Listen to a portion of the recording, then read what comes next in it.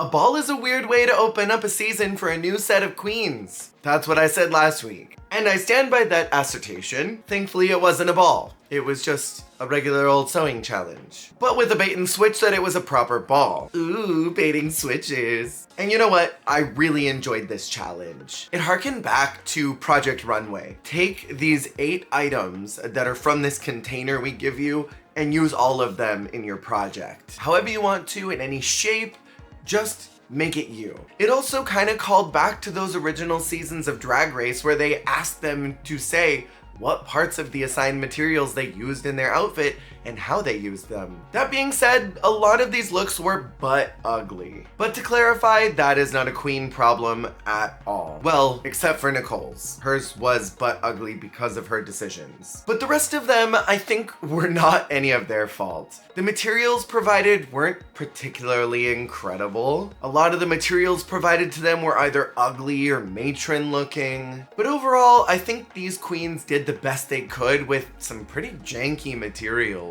There was a lot of beading and trim, which I was glad to see here after Trimgate of season 17. But these items were likely in some bargain bin that a PA snatched them up from for a reason, because they were ugly.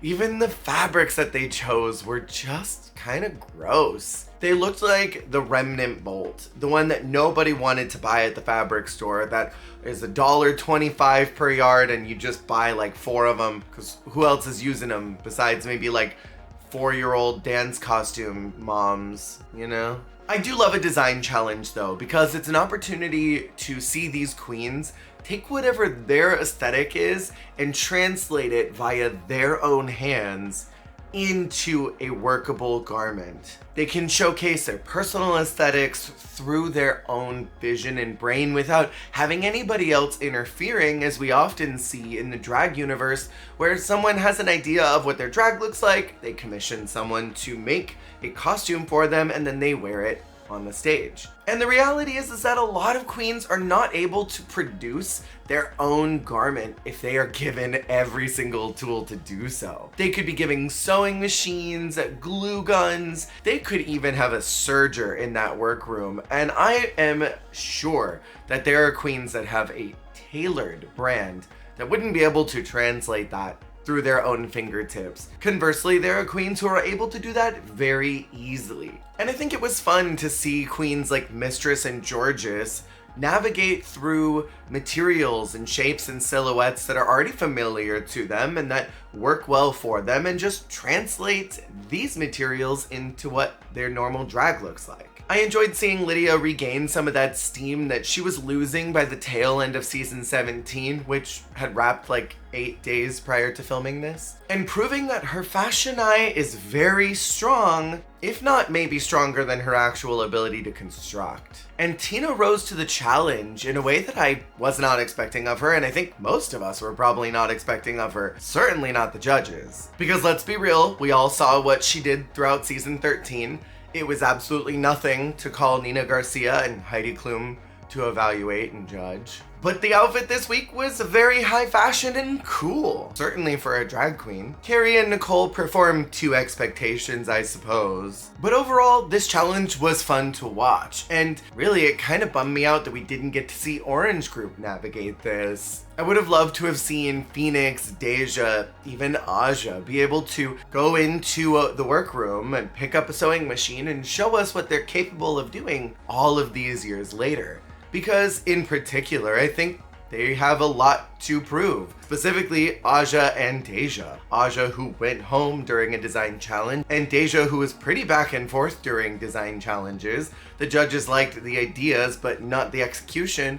And Phoenix has had such a long time off the show, and the last time she was on, they had to put together stuff from a thrift store. I would have loved to have seen Bosco's improved sense of self and style through different unconventional materials, because her design aesthetic in season 14 was pretty strong. And just seeing the possibility of what Irene could have made, since she didn't get to do that in 15, would have been cool to watch. But I'm digressing. This was a fun group dynamic, if not maybe a little more television fatigue than group 1. Mistress is great TV, and the camera obviously loves Georges, and so does Rue, and so the camera operators are going to love Georges. Tina and Nicole are such chaotic presences in the workroom, but Tina sometimes comes off a bit manufactured in the way that she addresses the room and others. Her on persona is slightly canned, or comes off that way on TV. And Nicole is that great old school, old fashioned drag, and I love that she's just naturally being herself,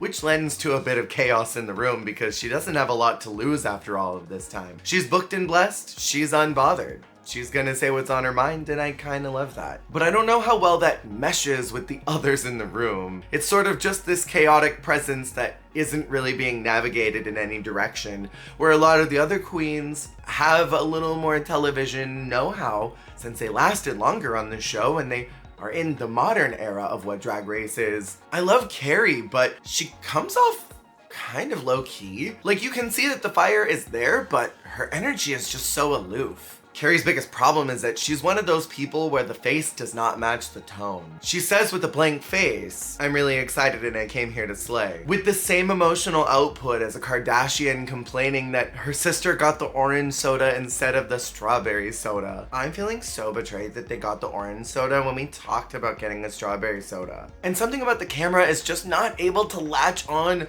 to, I think, her genuine passion of wanting to be there. Lydia is a fun character in general and one of the most fun characters we've had in a long time on Drag Race, but she hasn't gotten her sea legs, oh but at all, because she just left the set like 1 week ago. And while she was fun in this first challenge, I can't help but wonder if that's because her distance from the show is helping her come across as sort of fresh and new. Because her energy hasn't been tarnished by 16-year-old Twitter goblins who are reading the absolute dog shit out of her drag and ruining that drag is fun mentality that she had in 17 that she still has now. That I think honestly a lot of queens come into the competition experiencing and then come back for All-Stars and that energy's kind of sapped. Because I think the reality is that the queens are often shaped by their fan reception. So let's sidestep that. Mistress comes in and is chaotic as hell because not only is that her and she is that way, that is authentically who she is,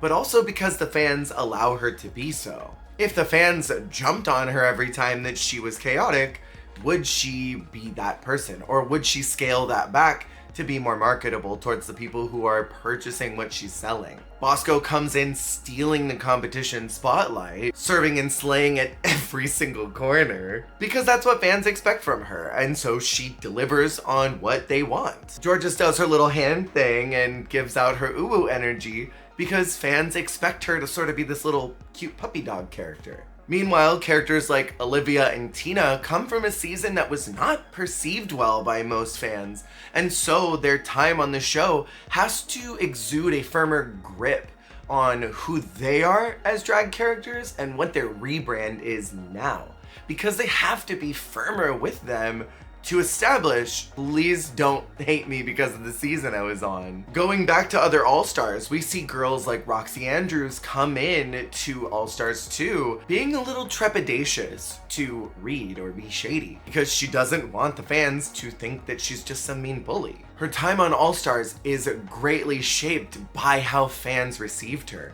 And we see that with characters like Manila. We see that with characters like Naomi and Valentina. Miss Cracker was really likable, and so she sort of let her guard down in All-Stars 5 because she thought fans liked that vulnerability, and when they saw that vulnerability, they recoiled from it. And so all this to say, the queens go into All-Stars taking their character and interpreting how the fans responded to it, and they pitch up certain elements to connect with the fans, or they pitch down certain elements to connect with their fans. Lydia's energy going into All-Stars 10 is interpreted by no fans because she just left that workroom 5.5 hours ago and stepped right back into it. She's not had anyone critique her drag besides the judges. She's not had any fans tell her that she's not good at something or that they don't connect with something or that they do live for something and they want to see more of another thing from her. So I think her persona comes off refreshing in this group because she's just being her. She's not marketing herself for any particular fan, where a lot of these queens do that when they come into All Stars. They have to. That's the nature of All Stars. And where she is just coming from an authentic place of enjoying drag and loving it, most of these other queens are coming into the competition being defined by the narrative that was originally set for them in their season. Lydia never even got to see what that narrative was, so she's not following any storylines.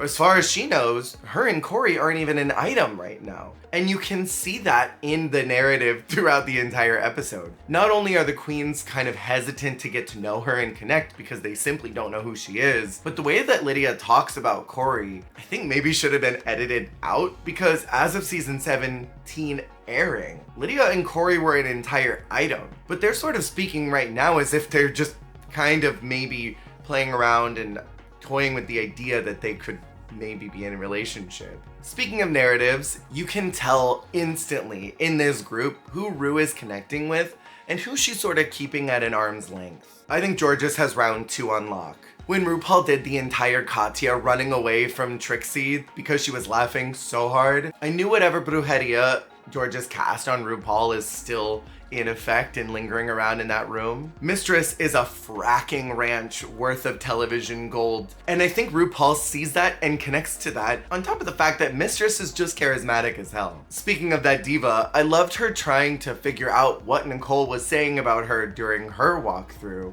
And RuPaul, being the TV guru she is, found a way to be empathetic towards what Nicole was saying, but also to stir the pot with Mistress to see what might come out of it. During Ru's time with Tina, I wondered if she even knew where she had seen her from. I could see the Wii menu music playing in Ru's head, as some PA was in the microphone like, "Ru, McDonald's, ketchup and mustard, bad makeup, Richard Simmons, please, you know who this is!" And Ru just kept making that, face like you make when your Republican aunt is telling you all about her pots and pans MLM. And honestly, I think Tina circumvented every route of production this week and won simply because she was that good in the challenge. She subverted expectations of herself, what the judges thought about her, and I think it was impossible to ignore her work. It was sort of the Irene effect. I don't think Irene was meant to blow these judges out of the water.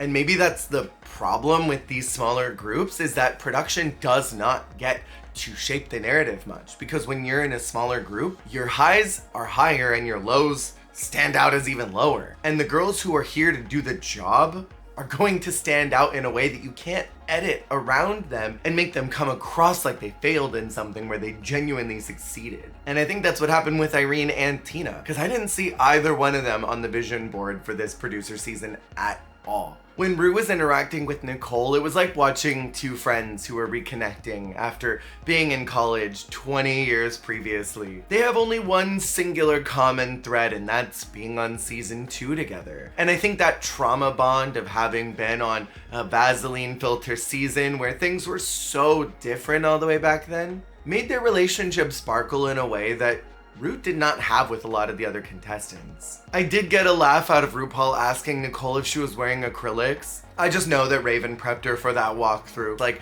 I will fuck up your eyebrows if you don't ask about those toenails. Ask about her grippers. It was a little bit evil, but I giggled. Ru clearly loves Lydia, and it's my guess that she's gonna maybe be the next Jujubee, or the next Ginger, or Jorgeous, I guess. And she's just gonna keep coming back again and again. It's funny that in group 1, we had two queens, Olivia and Bosco, that Ru connected with on a deep, almost spiritual level during their first go-around. She seemed to love their drag, their personality, wanted to get to know them better. But this go-around, it seemed like Olivia had an invisibility cape any time that RuPaul was around her, where Bosco was just snatching Ru's attention, making her cackle, making her want to suckle her boobs. And in this group, we have very similar energy with Jorgeous and Lydia, two queens that Ru just is magnetized to, loves what they do, and can't really explain why, just loves it. And neither of them are trying to hide from Ru's attention this time around, which I think is going to bode well specifically for Jorgeous,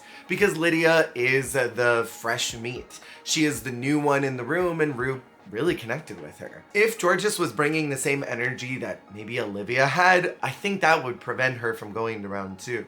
And to be honest, I think Olivia probably could have gone to round 2 if she just tried to be more of who that girl was in 13. Because Ru loved that girl. Ru didn't seem to notice this girl. Lydia and Georges both know that they have Ru's attention. They know when to weaponize that, and they know how to weaponize that. And really, that connection with Ru is the only way you progress in this show. You could be so good at challenges, but if Ru doesn't like you, you're not gonna go on to another round. So I do want to get into these looks because that was the meat and potatoes of this episode. And there isn't really much to talk about with the entrances. I still wish that they didn't do the versus the world style meets Canada's Drag Race get to know you ball style entrance, pose, leave. I kind of wish we got to see them all enter the workroom together and react to each other's presence. Mistress calling Tina Ronald was peak Mistress Chaos and television that I was waiting for with this group. And it actually made me surprised that they didn't stick them in the top 2 together to duke it out one last time. I personally didn't love Mistress's garment, but the judges seemed to like it well enough, and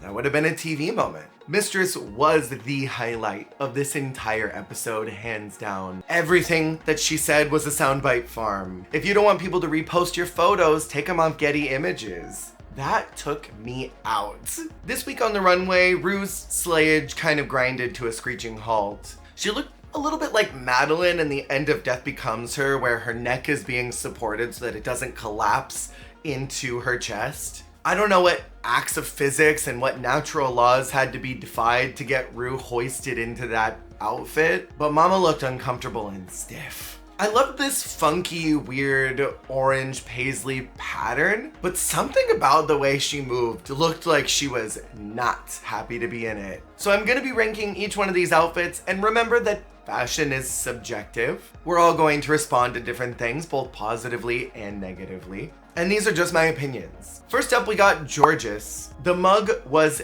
everything, and I think we need to praise this mug so heavily. I love the way that she manipulated these textiles from this sort of dowdy, mumsy, old lady curtain fabric and managed to make something that was really chic. The way that she scalloped the breast cups and turned the black and then the silver, lined it with that rope material, and then had that little floral print. The way that it's cut is really nice, and then did a piping again with more of that roping. I think the yellow train coming off of it is a huge serve. And overall, the styling is excellent on this. She managed to find her own drag sensibility, pared that down into something fashionable, translated that onto the runway. This was my number 2. Carrie Colby came out next. She certainly did.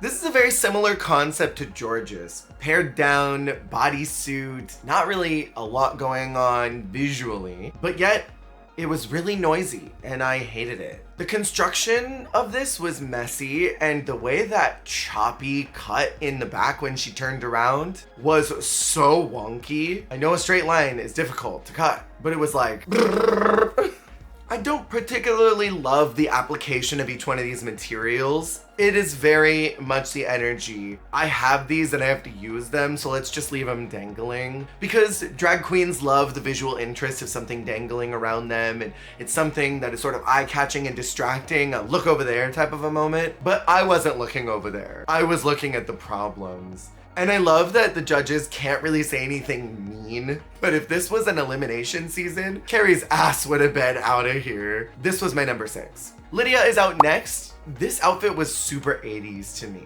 The color saturation of this electric yellow and the pink, very 80s. I lived. I could see Detox wearing something like this if you tailored it just a little more. I agree with the judges, she probably could have done a bigger shoulder pad, exaggerated that out and made that draggier. I think the styling of the hair weighs down the top half, and I think if it had just been maybe scooped back a little bit with a fiercer headband, and then maybe like did the ginger minge, scoop back, and then goes up situation, I think that would have looked really clean. My problem with this outfit is very similar to what a lot of Lydia's fashion was in 17. The clothes are wearing her, and I think that was through a lot of her garments, except for her black and white that she cut up. You know, the season she was on just 6 days ago. I think it's visually really interesting, and I like this twist on a modern garment where you've got these big colors that are going in different directions, and I think it shows her point of view which is a little odd. It's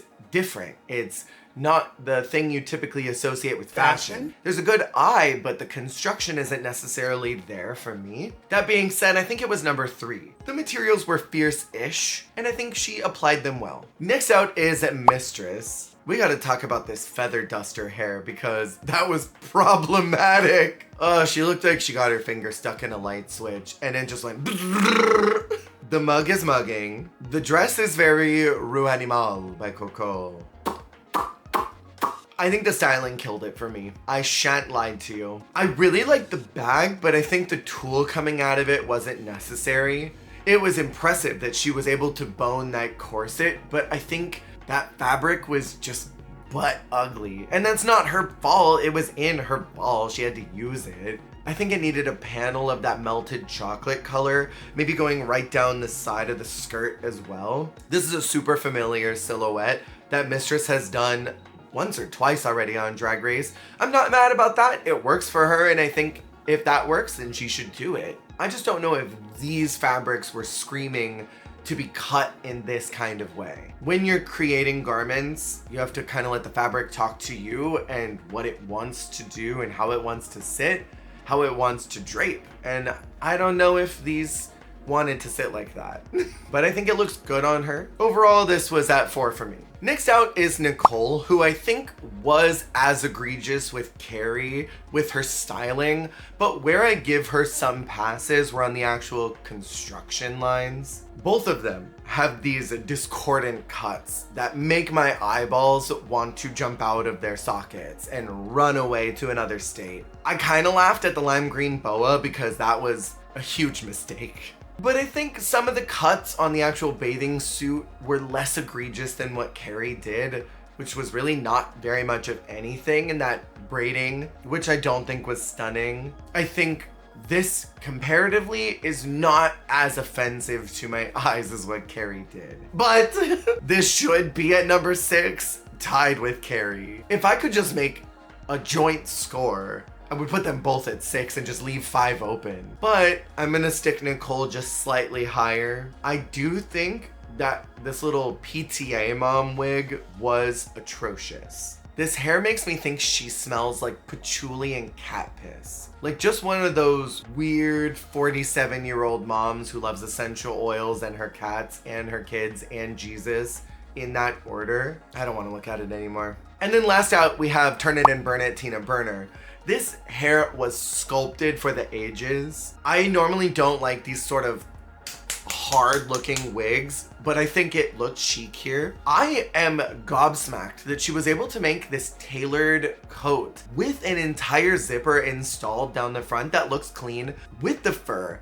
The jacket was lined. I love me a high-waisted tailored pant, and pants are really difficult to create. And I loved how she used that fabric to create those pants. It looked like something you would be able to spend a lot of money on getting. She embraced these materials in the way that I think the fabric wanted to be talked to. My problem with Mistress is that I don't think her materials wanted to sit this way, where Tina's looked like they wanted to sit like that. It was very impressive, and she circumvented, I think, expectations in a way that it was impossible to ignore her star rise here. More than anything, I appreciated that they acknowledged the craftsmanship that went into that garment. And a lot of times I feel like queens come into the show, they put a lot of work into something, and the judges simply water down their critique to, oh yeah, it's impressive, I like it. And they don't zero in on what was impressive about the construction. More of these critiques, please. I did, in fact, hate the piped in burp SFX they put over Mistress. I think this is the appropriate size. And I thought that was not only one, shady, but also grounds for a lawsuit. Like, what the hell was that? This is not a Lee Dawson YouTube poop moment. This is RuPaul's Drag Race. Why are we piping in burps on Mistress Isabelle Brooks? Appropriate size. Tina and Lydia are the top 2 this week and have to lip sync to Love Sensation. I'm not trying to be mean here, but how must it feel to be Tina Burner, Turn It and Burn It? Get to lip sync to a song with the lines, "You got me burning up with your love," and then blopped the lip sync performance. Lydia is so smooth and fluid with her rhythmic movements. The way she moves her body and the way that she kind of turns into the dancing jellyfish from SpongeBob, having no limbs or bones and just moves, is so compelling and gets me excited for what she's gonna do. Tina is a weird lip syncer, and I thought maybe it was just a result of season 13 being a pandemic season. The queens had not performed anything outside of Zoom for at least a year, so they got on Drag Race and they didn't really remember how to move in heels or how to perform, how to contort their body in an interesting way to sell the lyrics of a song. And so I gave a lot of those lip syncs a pass for being mid. But no, Tina just lip syncs in a way that doesn't make much sense. Whatever the story is in her head doesn't translate to real world application. Her weird old lady seizing moment had me wondering if I was misinterpreting the lyrics of the song. I don't understand her visual choices, but at all. And especially stacked up to Lydia, who does weird movements while lip syncing, but connects it to the song and it makes sense in its own way. Tina had no chance in this lip sync at all. Next up is a rapping roast challenge. It's giving Canada's Drag Race. What if we take this challenge and we blend them together and just see what happens to change up the format? What if instead of us judging the drag queens judge us? Name that quote. What did y'all think about this episode? I think this is an interesting group and I'm very excited to see what Love Pink does, but at the same time I'm not super inspired by this next challenge. I love a roast, but I hate a rapping challenge. And I don't necessarily think that we need to redesign a challenge that already works just for the sake of doing it. And all of my cringy alarm bells are ringing knowing that Nicole is going to be in this group having to rap to a roast. Lydia, Georges, and Mistress have really huge shoes to fill when it comes to this challenge. Lydia because she won her roast, and Georges because she did very well in her roast challenge as well, and the judges loved what she did in All Stars 9. And Mistress because she's a diss track legend. I do enjoy that this is a performance-based challenge. I do wish it was girl groups instead, rather than this experimental lip sync roast off. Because it looks like it's gonna be lip syncing rather than live, and honestly, I hope it is. We don't need to see someone stuttering to a beat. You're fat. I don't think we need that. Who are you rooting for in this group? Who do you think is going to move on to round 2 based off of what you're seeing so far? RuPaul wise, I think it is very clear that Mistress and Georges are lock-ins for round 2. Story wise, there is a really good argument that Tina could move on to the next round. But I also could very much see it for Lydia as well. And I think it could end up coming down to the two of them when it gets to that last leg of things. All I know is that next week's MBQ is going to be nuts. I already know that Mistress is going to dissent in a way from the group that is going to create some high tension and sparks. And I'm ready for it. Thank you so much for watching. Make sure to subscribe if you haven't, and I will see y'all on the flip.